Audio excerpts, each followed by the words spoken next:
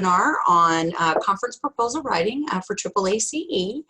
We have some really experienced panelists today, so thank you all for very much for joining us. And I'd like for you all to introduce yourself and tell us how you're connected to AAACE really quickly. So who wants to go first? Let's start with Christy.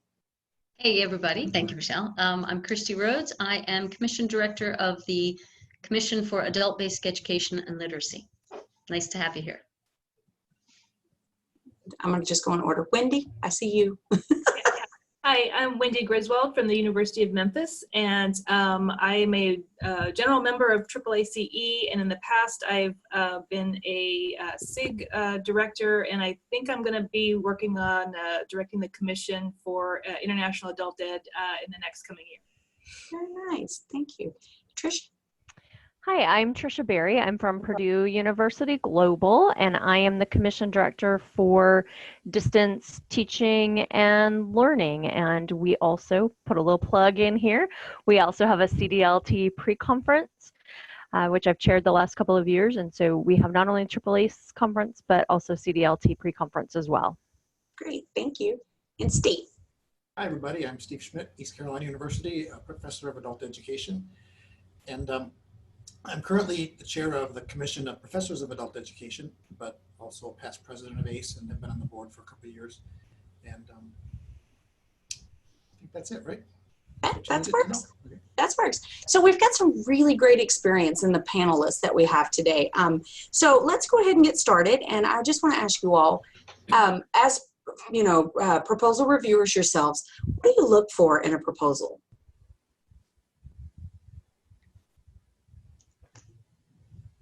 So when we rehearsed this, everybody said, yes, we'll all jump in and talk, but then no Now everybody's like, that's the way it goes, right? So, well, I can say that I can just get the ball rolling by saying that a couple things that I look for. First of all, relevancy of topic. Is it something related to adult education? And, you know, that kind of sounds like a given, but you'd be surprised the wide variety of proposals that we get that aren't related to adult ed at all. So you want to, of course, make sure that your proposal is related to adult ed in some way. Then I look at the content of the proposal. I look at the writing, the grammar, and all that sort of thing. We were talking earlier, and I was saying that when I look at that sort of thing, I think that if the proposal is not written very well, then maybe the presentation wouldn't be very good. So I look at those sorts of things. I look at the type of session being proposed, and I think it's an important thing to consider when you're putting together a proposal is what's the best format for this proposal. So if you have a research study and you're presenting the results of a research study, then a concurrent session may be good. If you are just starting out on a research study and maybe you want to talk about your topic with other people, maybe a roundtable is good, maybe a poster presentation is good. So a good match between how you want to present and what you're presenting, I think is important as well. Great, thank you, Steve. Does anybody else have anything they want to add? I would just add, I'd echo everything Steve said. Also, I kind of look for some kind of hook, something that's maybe unique or a new take, something that's going to contribute to our knowledge. So I kind of look for something that's going to grab me. Right. And we talked a little bit about this earlier, Wendy, because I asked you what grabs you. Is it the session description or is it the title of the session? So for you, it's the session description, right?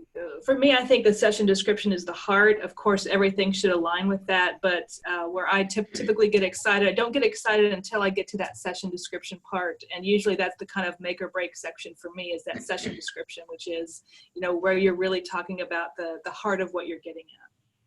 Right. Michelle, could I just add a little, so almost like the step before you get to sit down at your computer and start writing up your proposal? I would also add, for those of you who've already been to the conference, you will know that we have really a wide variety of areas, right, of subtopics within adult ed. So particularly, we are not only about research, right? So that there are some fascinating research studies that are presented, but if you're a practitioner, don't but don't overlook the interesting things that you do in your classes, in your teaching, in your work with community-based organizations, for example. Don't overlook how interesting it would be to share those ideas with us at the conference. So just wanted to throw that out. So that's like kind of before you get to sit down at your laptop and follow all the good advice Wendy and Steve gave. Right. Well, I think That's actually something that I don't really look for is because Christy, you made a good point about that this is not all about research. So I don't necessarily look for like scholarly writing and APA format and things like that in a proposal. I look for good spelling and grammar, of course, but if you're a practitioner and maybe you're not familiar with APA style, that shouldn't stop you from submitting a proposal, because practitioners write differently than those of us who are in academia.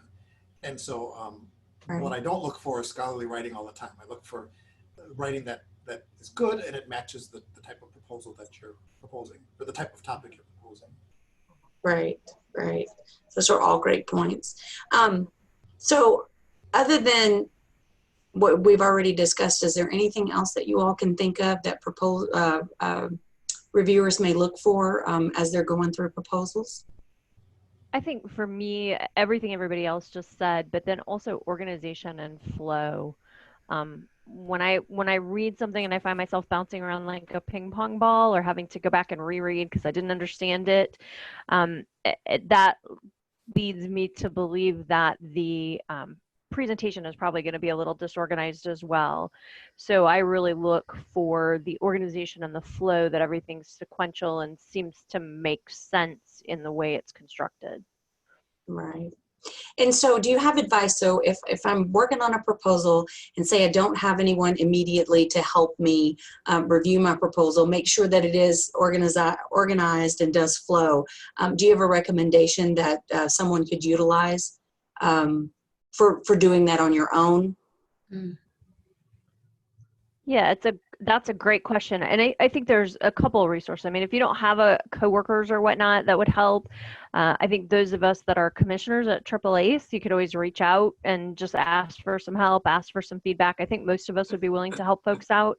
We want to get people engaged in the conference and we want them to feel comfortable with the process. So we're happy to help give a little guidance.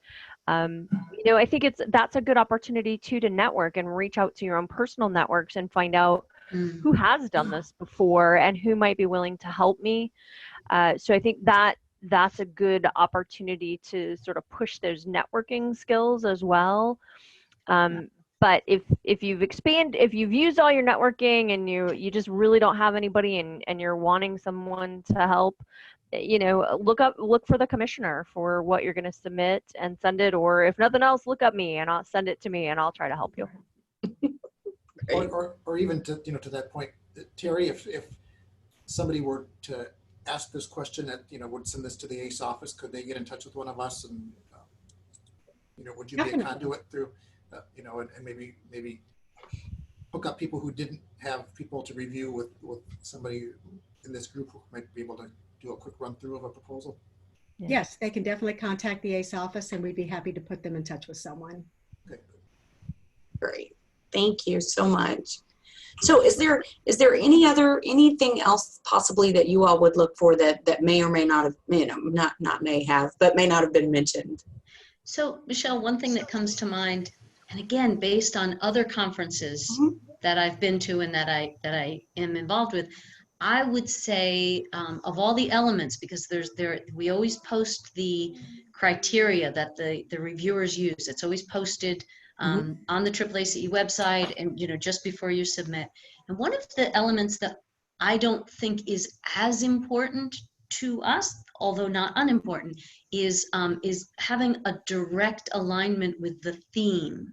I know there are other organizations where if it's not related to that theme, you're out. But again, because AAACE has a very large scope of sub areas and subtopics that we talk about, I would say don't stress as much about that.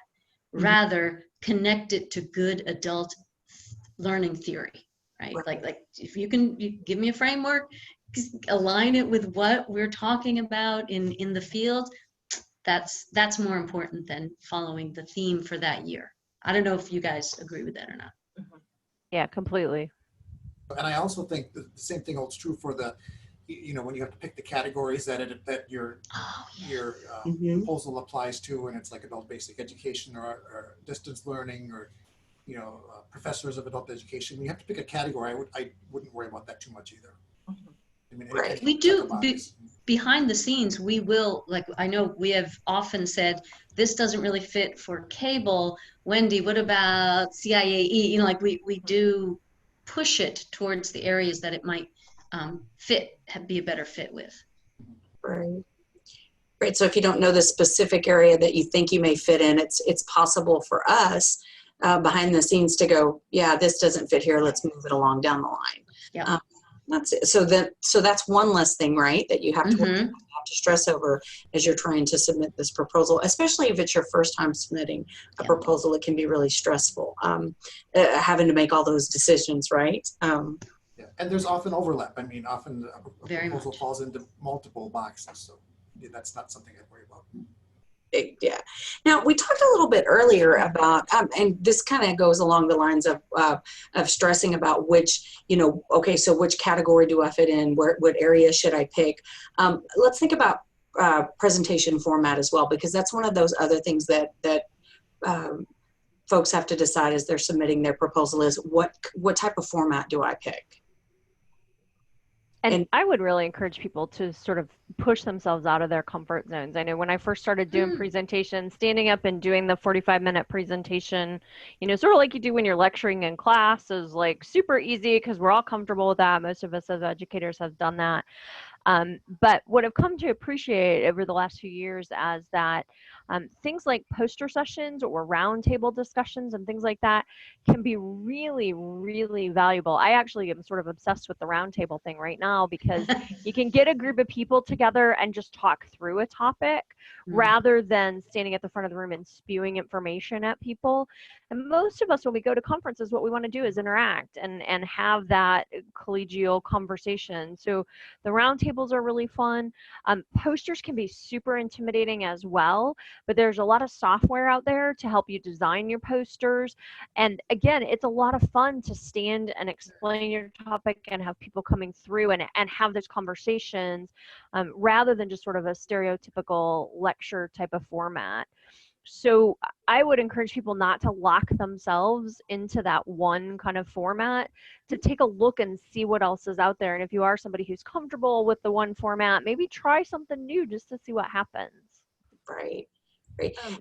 We talked a little bit earlier about this, and Steve, you had mentioned that certain types of presentations lend themselves to certain types of formats, presentation formats. Would you give us an example of what you were thinking about earlier? Yeah, so to kind of add on to what Trish was saying, that if you we at AACE accept a wide variety of proposals, as Christy mentioned, and we also accept. We're not just an organization where you have to present a full-blown research study. So if you are in the early stages of a research study, for example, and you just want to get feedback or talk about your topic, that might be a good spot for a roundtable. If you've got preliminary data and you want to look, you want to turn into a full-blown research study, maybe a poster would be a good spot for that. If you've got a full-blown research study, a poster could be good for that too. If you've got a full-blown research study and want to go the whole formal route, then maybe a concurrent session is good. So I think that consider what you have. If you have a best practice you want to share, maybe a poster is a good idea because people can take a picture of it and then they might be able to use the best practice. When I do roundtables, I typically do them, and whatever I do when I have a handout that I give to everybody who's at the roundtable, to make sure that we stay on track and we stay focused. And when I have a roundtable, I usually want to discuss issues, and so we don't get off track. I have a list of those issues on the handout that I give to everybody to make sure that we kind of stay within the guidelines of what I want to talk about and what information I'm looking for. So yeah, that's definitely something to keep in mind, is that there are a lot of ways to interact and communicate, and we have that new short format too, right? 7 slides or 7 minutes. That's a toughie. Yeah, and that could be, I'm doing one of those at a different type of different conference. It's a 5-minute, 5-slide thing. I'm doing it next month.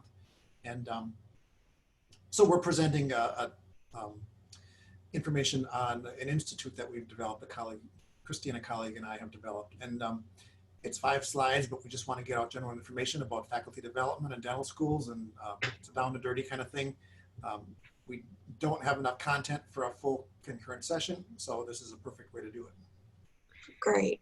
So we have a question, and Michael, thank you very much for your question. Here's his question.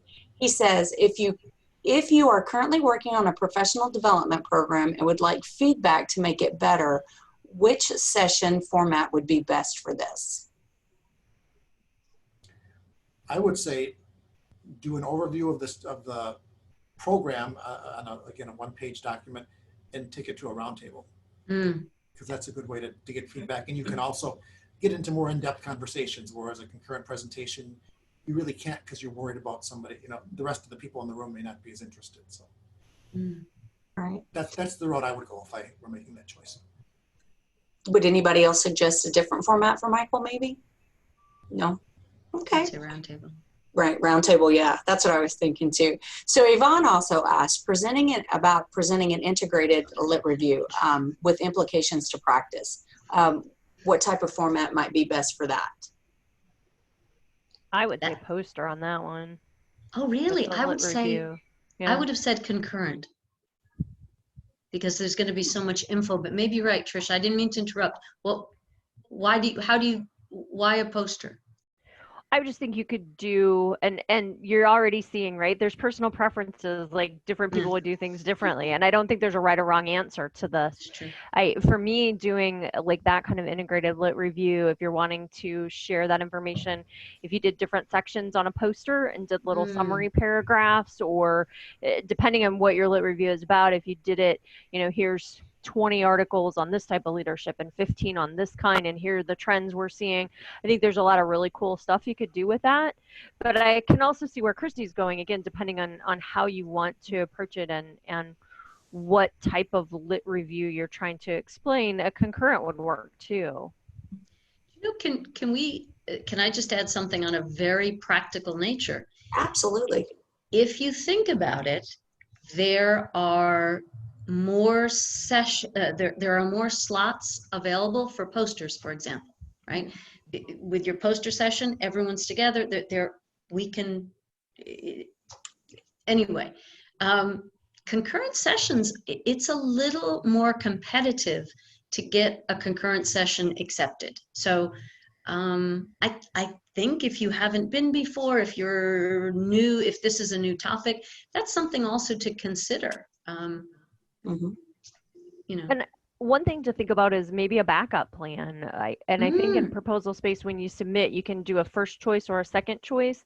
And as somebody already mentioned earlier, a lot of times we can shift stuff around in the back. So maybe you submit for a concurrent, but you're also willing to do it in a poster. If you note that in your proposals and in your mind, you're a little bit more flexible on how you're going to approach that, that might give you more opportunities to participate as well, if there's some flexibility there. I would add too, just a plug for posters and for roundtables. At our conference, those are both very well attended, very robust. Most roundtables have standing room only or sitting room only, and a lot of good conversations happen. And we give posters their own session with, I think, a wine and cheese reception. So you are guaranteed an audience of very interested people wandering around and having conversations. So it's all of the ways we have to present and interact are very well received by everybody and valued highly by all of us. Absolutely. I think for newcomers, if this is your first conference, right, it's first adult ed conference, first conference period, I think you've made a great choice. First, let me say that, because this conference is filled with lots of wonderful people, from the biggest name scholars in our field to just everyone, right down to the graduate student. And like Christy alluded to earlier, or not really alluded to, but she said, it's a conference that's very welcoming. It's very inviting, and it's a very supportive environment. So get, much like Trish said, get out of your comfort zone, submit a proposal, maybe do something that you're not as comfortable doing, submit an idea, take a chance, because this is really kind of the place as a graduate student or someone new to the conference to really kind of spread your wings and get a feel for what conferences feel like in an environment where you are supported and you are welcomed, and it's just a really great place to attend and present at. Yeah, and maybe for those of you who haven't presented, there's a fear there. I don't think you're going to find people at this conference that want to trip you up or trick you, or you're not going to find people who want to question your level of significance by 0.01%, something like that. This isn't that kind of conference, and so I think Michelle's point is really a good one, that I think people who come want to see the people who are presenting succeed and want to be helpful and supportive, and I think that helps frame how you write your proposals too. That you don't need to worry about, for lack of a better word, sort of being attacked when you give your presentation. That's not what this group is about. Not at all. Not at all. And what that translates into, I think, when you're putting your proposal together is, you don't have to pad it and make it something that it's not. Just be very clear and concise. I think less is more. I'd encourage, more sentences that are shorter over longer and fewer sentences, because they're difficult to digest, and it's hard to be clear about what you're getting at. You don't need to pad. There's very generous word limits for a lot of the sections, but you don't have to fill them, particularly like, your learning objectives. Those are very short and sweet. You don't need to write up 2 or 3 paragraphs about them. Right. And thank you, Wendy. That's a great segue into our next question, right? So what makes a good proposal in your experience? I'll just start because I was already talking. The thing that I think makes a really good proposal is when I've read the proposal and it makes me want to learn. It's a session that I want to go to, or a poster I want to look at, or a conversation I want to engage in. And even if the topic isn't really in whatever my little narrow things that I'm concerned about are, it can still speak to me and make me want to learn more about it. And that's what makes an excellent proposal, making me want to learn. Right. Thank you. And I'll dovetail on that a little bit too. I think making sure, one of the things that I always do the first time I'm going to a conference is doing some research on the organization and maybe on the prior conferences to sort of get a feel for the climate. Some conferences are more formal and a little more structured. Some conferences are a little more laid back. And so there's usually on organizations' websites, you can go back through and look and sort of see what type of conference it is, and you can get an idea for the approach and the kind of environment at the conference. I think that helps write a good proposal, or a proposal that can be accepted if you're kind of understanding the organization and the conference that you're going to be attending. And it just takes a few minutes a lot of times to kind of scroll through websites and pictures and maybe look through old conference presentations. To see. And we've already shared with you that, we're a pretty open conference and everybody's very kind and caring and supportive. But in general, trying to get a feel for what you might see at a conference before you write the proposal, I think is an important piece of that. Right. Yes. Thank you. Michelle, to add on, to tag on to that, and I seem to keep doing the what not to do's. I never thought of myself as a negative ninny here, but one of the things that does not make for a good proposal is a hidden product being sold, if that makes sense. Yeah. Oh, yes. So every year we do get those, and yeah. So just don't. That's it. those we quickly kind of find those, and that's the ones that have the misleading title that I've been to. Usually have good titles, though. Again. Yeah, they're good titles. So let me just share a few of the comments with you all really quickly. Yvonne would like us to talk about the fast track presentation, if we could highlight that. And then Jelena, thank you, Jelena, for joining us. Jelena said that she thinks concurrent sessions are most appropriate for critical literature reviews with the purpose of providing implications for research and practice. Again, like Trish alluded to earlier, we all have our own ideas about, where things, what goes best where as far as presentation format, but I like that. Thank you, Jelena, for sharing that with us. Vicki said that she would like to recommend a student to come to the presentation, come and present a roundtable to get more information about your proposed study. She highly recommends this because it's an excellent experience. Let's see, and then, oh, thank you, Jelena. You're one of our favorite colleagues too. You rock as well. So let's talk, before we go on to our next question, let's talk about the fast track presentation process really quickly. So we're referring to the 7, the one that Steve, the 7, you have like 7 slides, 7 minutes, right? Is that the one we're talking about? Yvonne, is that the one that you're talking about? The 7 minutes, 7 slides in 7 minutes? Gotcha. She said yes, that's what she's thinking about. It used to be called Machu Picchu or Pechacucha. Yes. So Yvonne, I have to tell you, as someone who has never been able to limit herself to time when it comes to speaking, I did it to get out of my comfort zone. So just what Trish said, a colleague and I, actually two talkers, we collaborated the last conference. It was a phenomenal experience because it really made us focus and concentrate on the point. We couldn't get off track. So I would say that the process, our brainstorming process, our topic started here, and it went here, and it went here, and then finally, by the time we submitted our proposal, it was very concise. It was a smaller. See, you can tell I can't even stop talking now. But it forced us to be. I found it a great experience. If you want to engage in more conversation, and that's probably not the greatest format for that topic, but displaying and helping you be concise, it was phenomenal.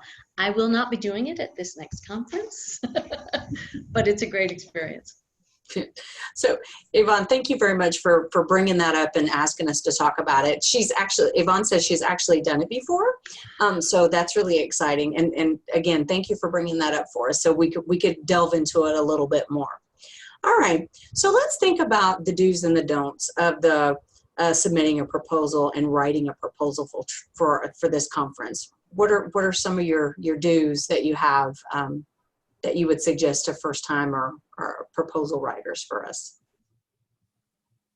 So Michelle, I'll go first on this one, and I'm going to tag back to what we've been talking about, like what kind of formats to use.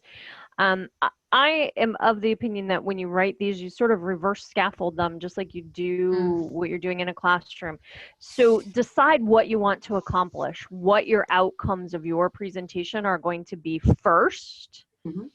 And then based on those outcomes, go back and figure out where it fits in, what kind of presentation. So like with the literature review thing, if you're wanting applications to practice, then yeah, concurrent session might be good. If you're wanting to show summaries of your literature review and the things you found, then maybe a poster session works.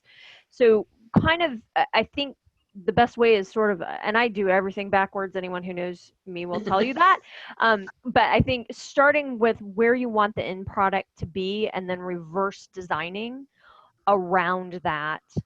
And then my other tip is always write it in a Word doc first, and do all your proofing and your editing and whatnot there. Make sure you spell check it, all those really basic things we tell students when they're submitting things. Do that, and then copy and paste it into the proposal space so that it's clean, that the spelling's correct, that the grammar's correct, all of those kinds of things. Go ahead, Steve. Yeah, I think I do the same thing. I put everything in a Word document first, and if you go to the proposal guidelines right from the conference website, it tells you exactly what each type of proposal is asking for. So I put it together. I put mine together in a Word document and then just copy and pasted it. But better to do the work when in a Word document, I think, than when you've got the conference proposal site open and you're trying to write it out as you go in the proposal. Right. So that's something that I've done it myself, right? I typically will copy and paste from the proposal website, right? The criteria, and then just throw it onto a Word document and treat it like a fill-in, right? And I'll just go point by point to make sure that I hit all of it. So that's a good way to do it too, right? Is just copy and paste that stuff. It's almost like following a rubric. Yeah, exactly. You know, like when we tell students, look at the rubric and do your assignments based on rubric, this is sort of that same concept. Look at the criteria and build your proposal around that criteria. Right. Absolutely. I would add to that too, do it in enough time so that you can let it sit for at least a day and then come back to it. Don't do this at the last, don't do it on whatever day it's due. That way you also have time to let a colleague look at it and review it before you submit that. Another thing I would add, I often find that overall the weakest sections of most proposals are the learning objectives. So really kind of think about how to make clear, measurable learning objectives. Those should not be paragraphs. Those should be very short, simple statements.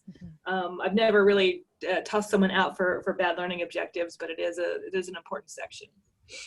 Right, right. So could just to everything everyone else has said, and first and foremost, clarity, right? This is not, you are not writing your dissertation here. Just clean, like easy, simple, comprehensible sentences. It's not, you know, it's really simple.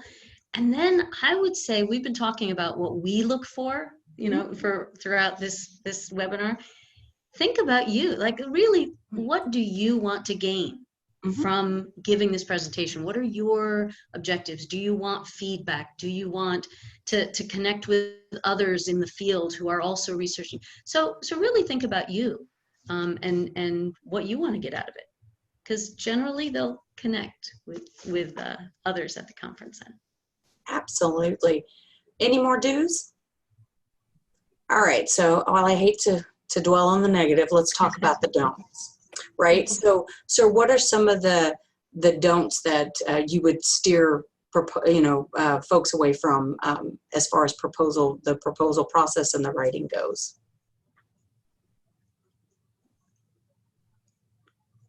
Well, kind of turning a don't into a do, I would say, you know, we accept such broad topics and we accept things in progress and we accept, you know, best practices. So don't worry about if your proposal is, you know, is not good enough or is not the right topic or if we'll like it or not. Let us, you know, submit it and let us decide that. But you're questioning yourself. Don't do that because we are, you know, we're open to a lot of things. The field is very broad. There's a lot of different aspects of adult education. So, you know, even if it's not a full-blown study, like I said, you know, we accept the research in progress. We accept best practices, all that sort of thing. So don't limit yourself and don't worry about is it good enough, I guess. Right, because one of the things that will happen is if you submit your proposal and say you're not quite sure of what format to put it in, the reviewers, the folks who actually review your proposal will also can and often will suggest an alternative format. So don't let that, kind of chain you down and challenge, keep you from submitting a proposal. Well, I don't know what format this would be best in. Pick the one that you think it'll be best in, submit it. And if the reviewers think that it would be best served in another format, they always make that recommendation, which is really nice. And that speaks to, right, the supportive environment that you'll find here at AAACE for your proposal and for your ultimately for your presentation. Oh, Michelle, I have a don't. Oh, you do? I'm going to do a Steve. I'm going to change a don't into a do, though. Don't be afraid to reach out to your colleagues and submit with them. So very often, I know in our commission, we tend to look very favorably on group presentations. So if we have 3 or 4 people, we know particularly then a concurrent session might be more appropriate because we'll have perspectives from 3 different people, almost very similar to a panel. So really don't be afraid to reach out to others within your commission, within your university or workplace, and present together.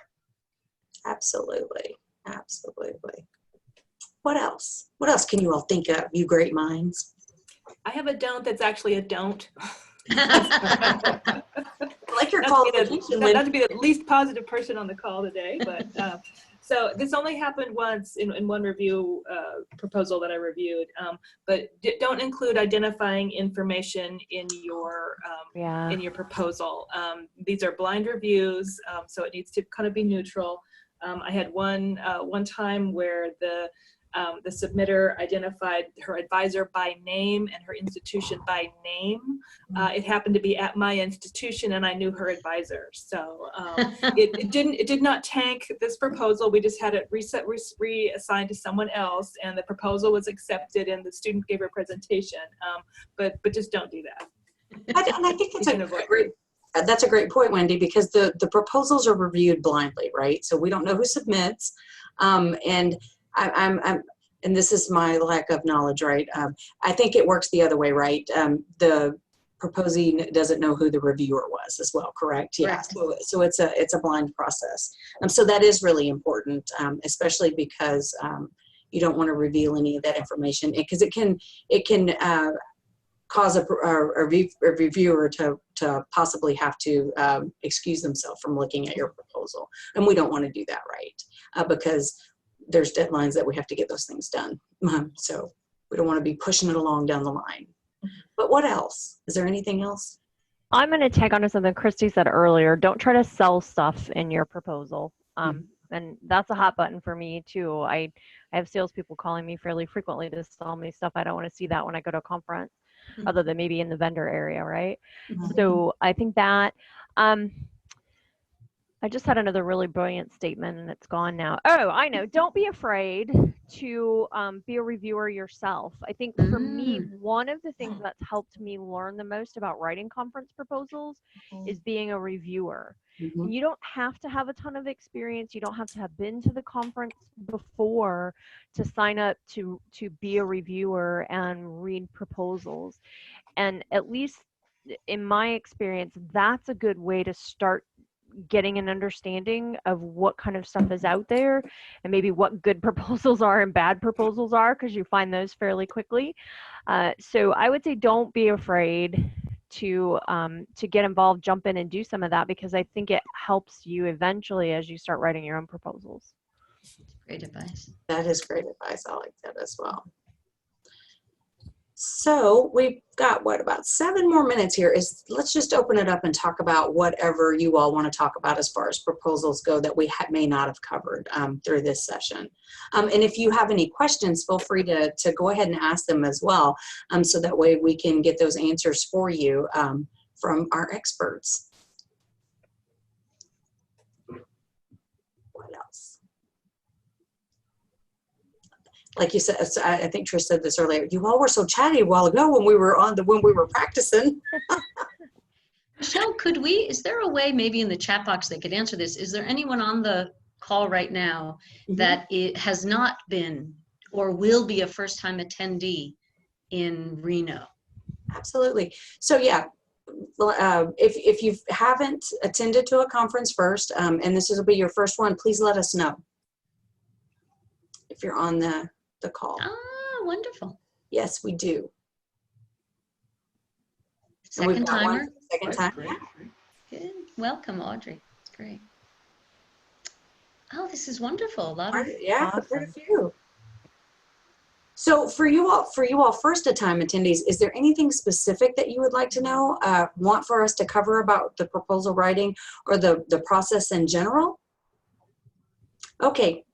So yeah, here's a good question. How long after being in a doctorate program should one start thinking of writing proposals for a conference? I would say don't wait, right? Immediately. Yep, right away. Yep, sooner the better, I think. And it could be just No, go ahead, Steve. It could be you could just write up something if you did a literature review for a course, for example, or if you did a research project for a course. It doesn't have to be a full-blown your dissertation. You don't have to present that. You could present parts of it. You could, do a roundtable, and if you have questions about maybe a topic for your dissertation in the future, you could do that. But, yeah, don't wait. Yeah. I think I went my second year, And I have to tell everyone who hasn't been yet, for me, AAACE was like is to this day, but it was like a candy store, right? So when I say I went and I found this idea and I found that idea, it's a wonderful place to truly help you expand your ideas of what you want to study further. So definitely start coming immediately. And this is a conference not just for research, but also for practitioners. So you don't need to be in a doctoral program. Right. You know, we can, I think, welcome people of all levels of education, because it's more about sharing and it's more about exchanging information than about a research focus. So you don't necessarily even need to be in a doctoral program if you want to come and present. Right. Good. 100%. Great reminder. Absolutely. So let's see, we have a quick question here is it Alphon? Alphon wants to know, how is, wait, the question scrolled up. How is a PhD proposal different from a conference proposal? It's very, I'm assuming you mean like a dissertation proposal. Right. Or something like that. And it is very different. If you go online and look at the conference proposal guidelines, a conference proposal you could do like on one sheet of a Word document, for example. It's very brief. It just talks about what you're going to present in the conference, but it is in line with you know, the time limits you have and the constraints you have at a conference. So a dissertation proposal is more detailed, but the dissertation process is more detailed, and the end result is more detailed. The conference proposal is in our case fairly short. It's something you can do, you know, fairly quickly, but it's a, you know, one shot for a 7-minute presentation, or a half an hour concurrent session, or 40-minute roundtable. So it is in line with the output, but it's much different. Right. Thank you, Steve. I kind of think of it like maybe an abbreviated version of what your dissertation topic would be, right? It's more the more concise piece if you wanted to lay it out like the 5 parts of a dissertation, right? Right. And you could probably get 7 or 8 presentation proposals out of a doctoral dissertation. Absolutely, yeah. So it's not a one-to-one kind of thing. That's true, yeah. So then Carrie, thank you, Carrie. She wants to know if I'm considering exploring a slightly different topic that is in line with the conference theme, which platform would be best? And I'm not sure exactly what you mean, Carrie, by that is in line with the conference theme, and so do you have a specific topic in mind and you're just curious as to which platform would work best with your topic? She just put in, Michelle, like format. So she was thinking of which format. Okay. And can I just take a stab at that? Absolutely. Carrie, totally open. So it really depends on what, and the fact that you mentioned that it's a slightly different topic, definitely the right place to come. I felt that way the first few, that my topic's a little bit off. It's not a major topic within adult ed. It's kind of over here. And I felt very much at home. And I did use the roundtable sessions, the formats, the first 2 conferences that I presented at, first few AAACE, just to get a sense of really how it did fit into adult learning and adult ed. So yeah, so that has been my experience. All right.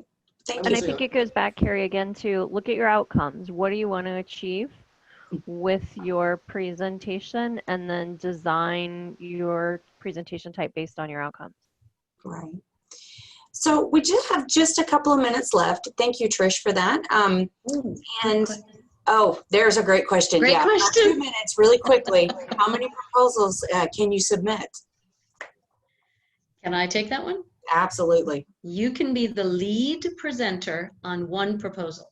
On one proposal. You can be a secondary or a third, a following presenter on others, on various ones. The only thing I would say to you, so pick your first choice is where you're the primary. The one thing I would also say though is keep in mind that programming, like when we schedule, if you are on as a secondary presenter for 3 or 4 different sessions, that could be a challenge to actually fitting you into the schedule. So I hate to cut you off, but thank you, Christy. It's good.